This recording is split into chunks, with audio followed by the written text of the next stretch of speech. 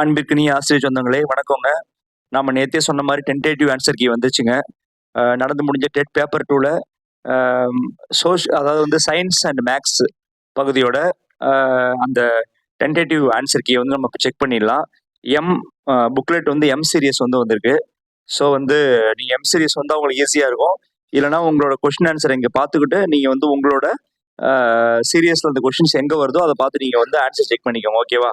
Start பண்ணிடலாமா? அங்கே பாருங்க, 2 கூற்றுகள் தரப்பட்டுள்ளன. கூற்று 1, தொடர்ச்சியான கண்ணோட்டத்தை ஏற்றுக்கொள்ளும் கோட்பாடுகள் வளர்ச்சி நிலைகளில் நடைபெறுவதாக கருதுகின்றன. 1. கூற்று 2, குறிப்பிட்ட காலத்தில் நிகழும் சிந்தித்தல், உணர்தல் மற்றும் நடத்தை தரம் சார்ந்த மற்ற நிலைகளில் குணங்களாகும். இதுல பாத்தீங்கன்னா பதில் பாருங்க, கூற்று 1 மற்றும் கூற்று 2 இரண்டும் சரி. அடுத்தது இப்ப நம்ம சைக்காலஜி தான் பார்த்துட்டு இருக்கோம், கல்வி உளவியல் ஆரம்பிச்சிட்டோம். அதுல பாருங்க 2வது கொஸ்டின் பாருங்க, கூற்றும் எதிர்வினையும் செயல்பாடுகளும் கொடுத்துருக்கு. இதுக்கு பதில் பாருங்க, பதில் என்ன கொடுத்துருக்காங்க? ஆப்ஷன் 2 தான் கொடுத்துருக்காங்க. ஏக்கு வந்து 4, ஏக்கு பாருங்க கண் வந்து குழந்தைகளை வலுவான தூண்டுதல் இருந்து பாதுகாக்கிறது. அடுத்தது பாருங்க, வேரூன்றல் வந்து 3, குழந்தைகளுக்கு முளைக்காம்பு கண்டுபிடிக்க உதவுகிறது. அடுத்து பாருங்க, உறிஞ்சுதல் வந்து உணவளிக்க அனுமதிக்கிறது. அடுத்து பாருங்க, கடைசியா உள்ளது வந்து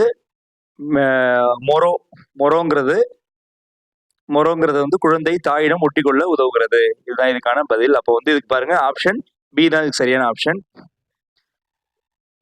பியாஜேவின் உணர்ச்சி இயக்க நிலைகளில் துணை நிலைகளில் காலவரிசையை ஒழுங்கமைக்க அப்படின்னு கேட்டிருக்காங்க.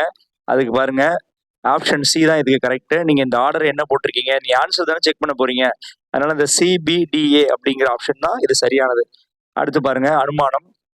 ஜீன் பியாஜே குழந்தைகள் தங்கள் சொந்த செயல்பாட்டின் மூலம் தங்கள் உலகத்தை பற்றிய அனைத்து அறிவையும் கண்டுபிடிப்பதாகவோ அல்லது உருவாக்குவதாகவோ கருதினார் அப்படின்றது வந்து அனுமானம். ரீசன், ஜான் பியாஜேயின் அறிவாற்றல் வளர்ச்சி கோட்பாடு அறிவாற்றல் வளர்ச்சிக்கான ஒரு பூர்வீக அணுகுமுறையாக விவரிக்கப்படுகிறது. இதுக்கு பதில் பாருங்க, கூற்று சரியானது, ஆனால் ரீசன் வந்து தவறானதுங்க. ஸோ வந்து அதுக்கு சரியான ஆப்ஷன் 3. அடுத்த 5 பாருங்க, கூற்று 1, பியாஜேயின் கூற்றுப்படி செயல்பாட்டிற்கு முந்தைய சிந்தனையில் மிக அடிப்படையான குறைபாடு சுயநலம் அப்படின்னு சொல்றாங்க.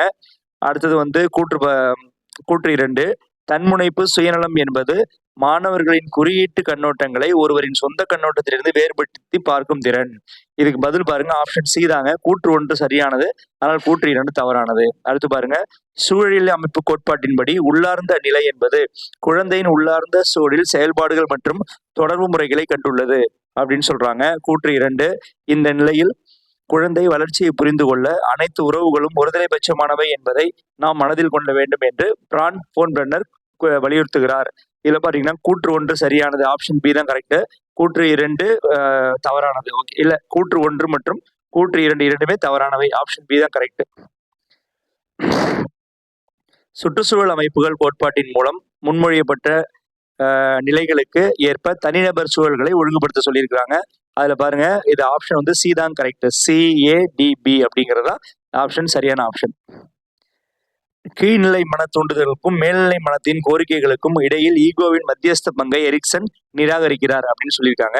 கூற்று 2, ஒவ்வொரு கட்டத்திலும் ஈகோ வளர்ச்சிக்கு நேர்மையான பங்களிப்பை அளிக்கிறது, மனப்பான்மைகளையும் திறன்களையும் பெறுகிறது, இது தனிநபரை சமூகத்தின் சுறுசுறுப்பான பங்களிப்பு செய்யும் உறுப்பினராக ஆக்குகிறது என்பது எரிக்சன் ஏற்றுக்கொள்கிறார் சொல்றாங்க. ஸோ கூற்று 1 மற்றும் 2 இரண்டுமே சரியானவை அப்படிங்கிறதா இதுக்கு சரியான. இல்லைங்க, இதுக்கு பாத்தீங்கன்னா ஆப்ஷன் டி தான் சரியானது. கூற்று 1 தவறானது, ஆனால் கூற்று 2 சரியானது.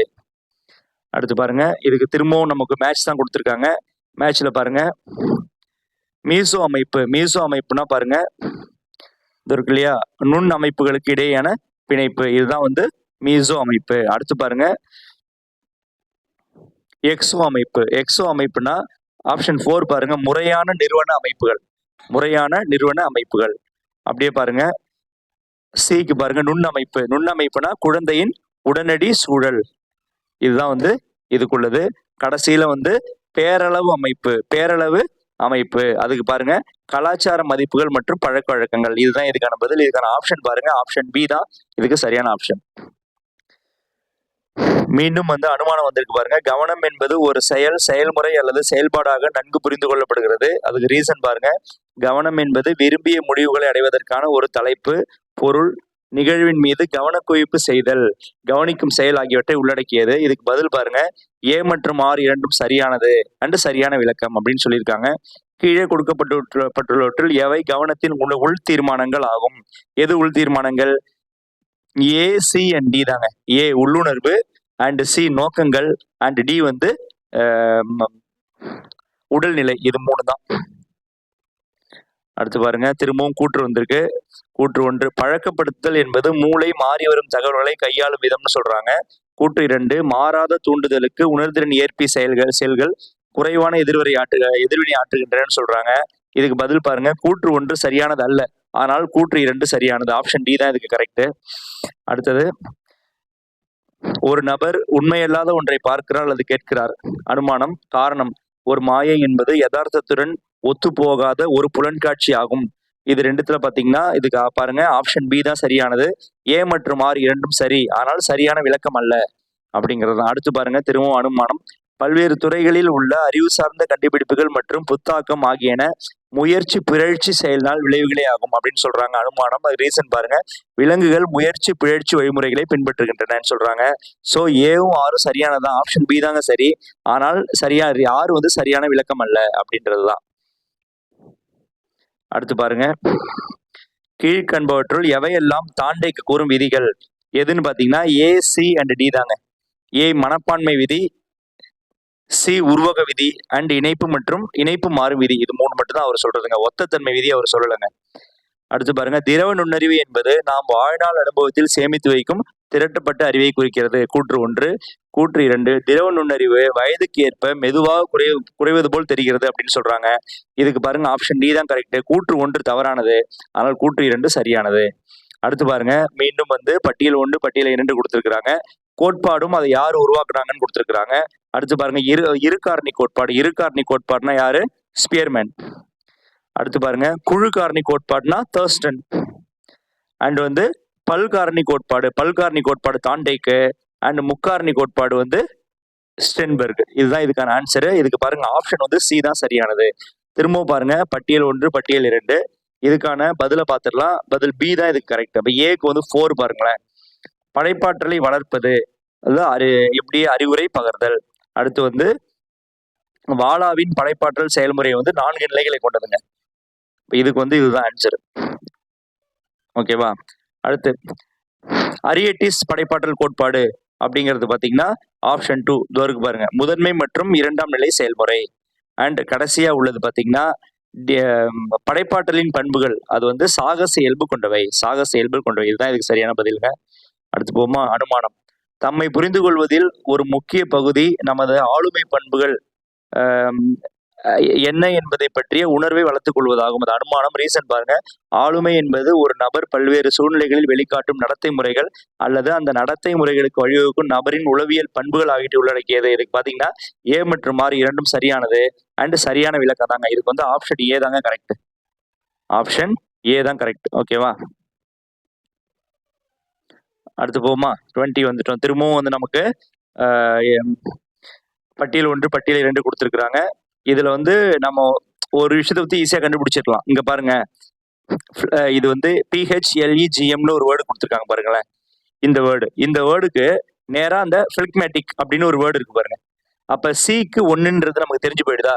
அப்ப சிக்கு 1 நீங்க வச்சு பாத்தீங்கன்னா சிக்கு 1 பாருங்க. இந்த ஆப்ஷன் டில சிக்கு 1 இங்க மட்டும் தான் வருது. இது ஒண்ணுத்த நீங்க இங்கிலீஷ்ல பார்த்து டக்குன்னு புரிஞ்சிருந்தீங்கன்னா மீதி 4த்தையுமே உங்களுக்கு ஈஸியா தெரிஞ்சிருக்கும். இதுக்கு ஈஸியா நீங்க மார்க் வாங்கிருக்கலாம். எனிவே நமக்கு இதுக்கான ஆப்ஷன் மட்டும் பாத்துங்க. ஏக்கு வந்து இதுக்கு ஆப்ஷன் வந்து ஆப்ஷன் டி தான் ஆப்ஷனு. ஓகேவா? நம்ம கொஞ்சம் வேகமாவே போவோம். நீங்க ஆப்ஷன் தானே செக் பண்றீங்க. நீங்க ஆப்ஷன் ஆல்ரெடி வச்சிருப்பீங்க. பாருங்க, ரத்தம்னா வந்து நேர்மறை நம்பிக்கை மிகுந்தது. ஏக்கு வந்து 3 தான். அடுத்து பி பாருங்க, மஞ்சள் பித்தம்னா முன்கோபம் கொண்டவர்கள் தான் மஞ்சள் பித்தம். அடுத்து பாருங்க, சி பாருங்க, கபம்னா மன எழுச்சி குறைந்த. அண்ட் கரும்பித்தம் அப்படின்னு பாத்தீங்கன்னா மனச்சோர்வு. இதுதான் இதுக்கு ஆன்சரு. ஆப்ஷன் டி தான் இதுக்கு ஆன்சரு. ஆளுமை வளர்ச்சியில் அமைந்த பின் வரும் உள பாலியல் நிலைகளை ஒழுங்குபடுத்துக அப்படின்னு கேட்குறாங்க. இதுக்கு பாருங்க ஆப்ஷன் சி தான் இதுக்கு ஆப்ஷனு. ஃபர்ஸ்ட் வந்து டி, வாய்ச்சார்பு நிலை, அப்புறம் பாருங்க குதநிலை, அடுத்தது பேலிக் நிலை, அடுத்து பாருங்க உள்ளார்ந்த வளர்ச்சி நிலை, அடுத்தது பிறப்புறுப்பு நிலை. இதுதான் வந்து அந்த ஆர்டர். ஸோ ஆப்ஷன் சி தான் இதுக்கு சரியானது. திரும்பவும் 22 அனுமானம்.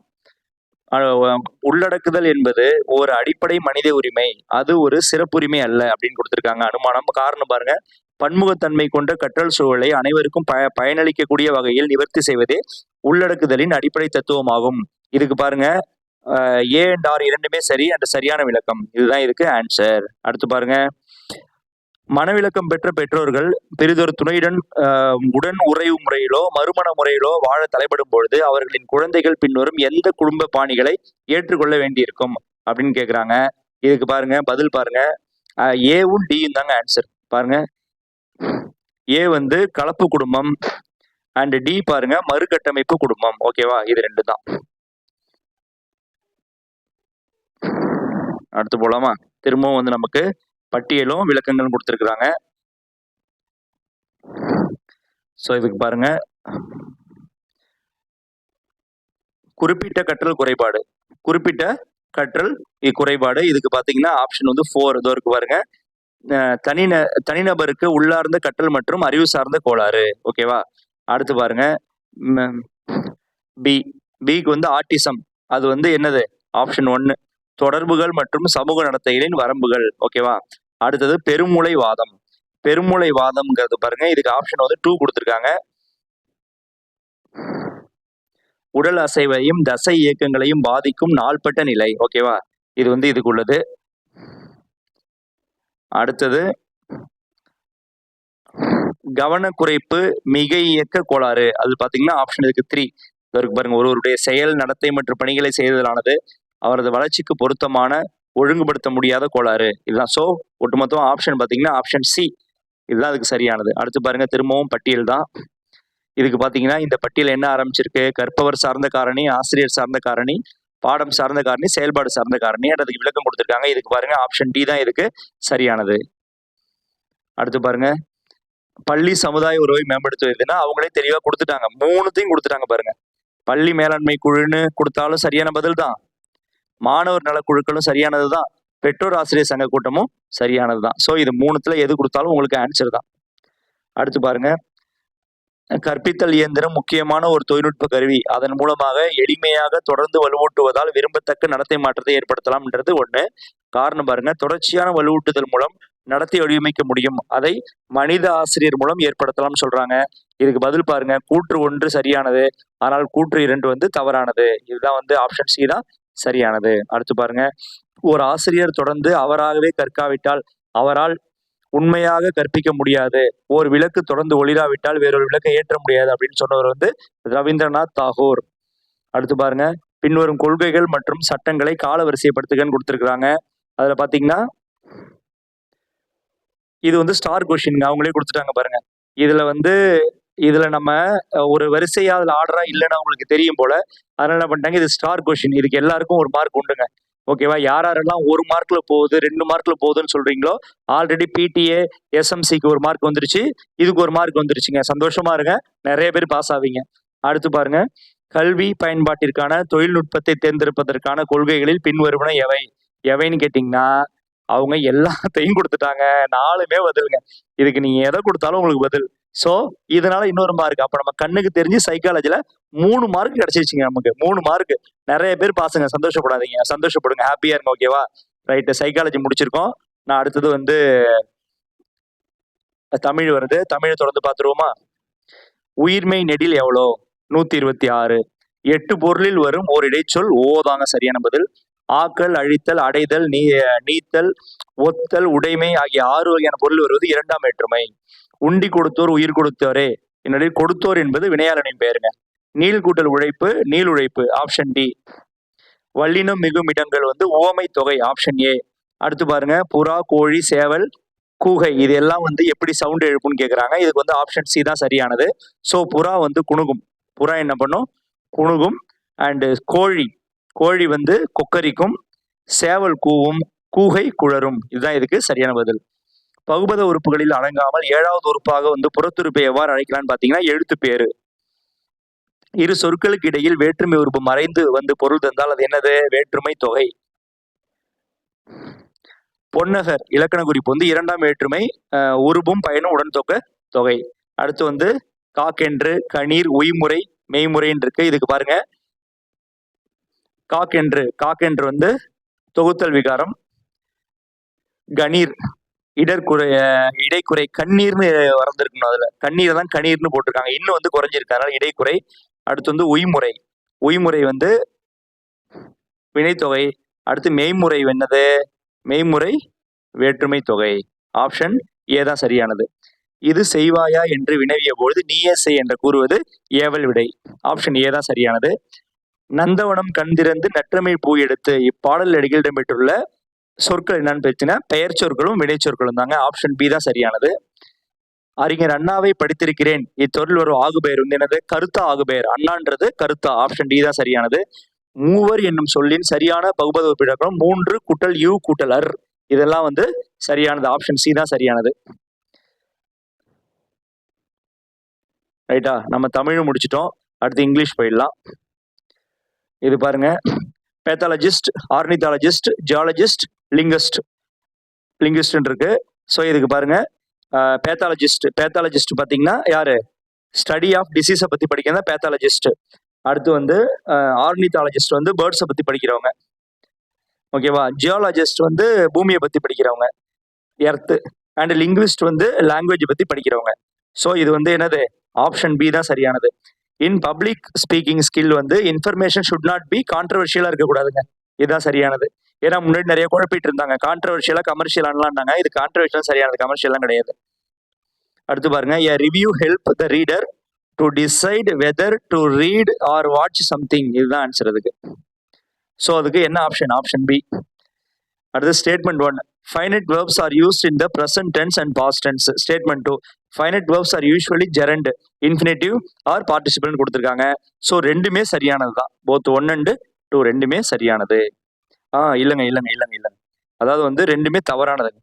ஆப்ஷன் சி தான் சரியானது, ரெண்டுமே தவறானது. Animal Farm is allegorical novella. ஏன்னா அது வந்து ஒரு பொலிட்டிக்கல் சட்டையருங்க அது. அடுத்து பாருங்க, திரும்ப வந்து நமக்கு statement 1, phrase, a phrase is a group of word which a finite verb in it அப்படின்றது. ஸ்டேட்மெண்ட் 2 பாருங்க, class, a class is a group of word with an infinitive verb in it. Okay, இது என்ன சொல்றாங்க? இதுக்கு both 1 and 2 are falseங்கிறது தான் சரியானது. Coordinate conjunction are used to connect the independent classes in compound sentence. ஏன்னா compound சென்டென்ஸ்ல தான் ரெண்டு இண்டிபெண்டன்ட் சென்டென்ஸ்ல கன்ஜெக்ஷன் போடுவோம். What is acronym? Option B தான் சரியானது. Acronym is an abbreviation form of a phrase and can be read as a word. ஓகேவா? ஒரு வேர்டாவும் படிச்சுக்கலாம், அது வந்து ஒரு ஷார்ட் ஃபார்மாவும் இருக்கும் அது. What does the word is a stage மீன்? அது ஒரு மெட்டாஃபர். அண்ட் எக்ஸாம்பிள் கான்ட்ராக்ஷன் வந்து யூ ஹாவ் வந்து யூன்னு எழுதியிருக்கோம். ரீஅரேஞ்ச் த ஜம்பிள் சென்டென்ஸ் பாருங்க, அதுக்கான ஆப்ஷன் நான் டைரக்டா கொடுத்துட்றேன். 2, 4, 1, 3. ஆப்ஷன் டி தான் சரியானது.